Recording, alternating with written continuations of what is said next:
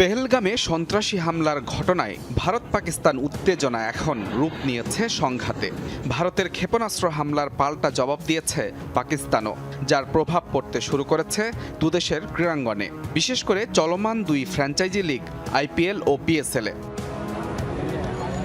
বৃহস্পতিবার রাওয়ালপিন্ডি স্টেডিয়াম এলাকায় ড্রোন হামলা চালিয়েছে ভারত। হামলায় ক্ষতিগ্রস্ত হয়েছে স্টেডিয়াম চত্বরের কিছু অংশ, সেটিও আবার পিএসএলের ম্যাচ শুরুর মাত্র কয়েক ঘন্টা আগে।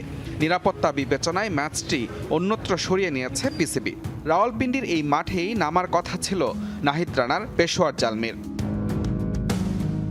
শুধু পেশোয়ার জালমি ও করাচি কিংসের মধ্যকার ম্যাচ নয়, রাওয়ালপিন্ডিতে নির্ধারিত অন্য ম্যাচগুলো সরিয়ে নিয়েছে পিসিবি। সেক্ষেত্রে পিএসএল এর বাকি ম্যাচগুলো অনুষ্ঠিত হতে পারে করাচি স্টেডিয়ামে।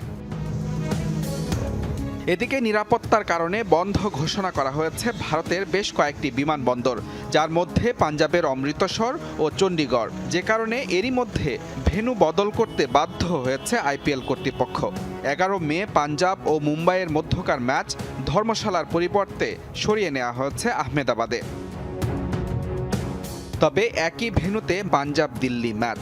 দূরত্ব কম হওয়ায় সড়ক ও রেলপথে ধর্মশালা পৌঁছেছে দিল্লি ক্যাপিটালস। ফিরতে হবে একই উপায়ে, সেজন্য স্টেডিয়াম থেকে 2 ঘন্টার বাস যাত্রার পর ধরতে হতে পারে দিল্লির ট্রেন। তবে ম্যাচ সরিয়ে নেয় মুম্বাইয়ের ভোগান্তি কমলেও সমস্যায় পড়বে পাঞ্জাব কিংস।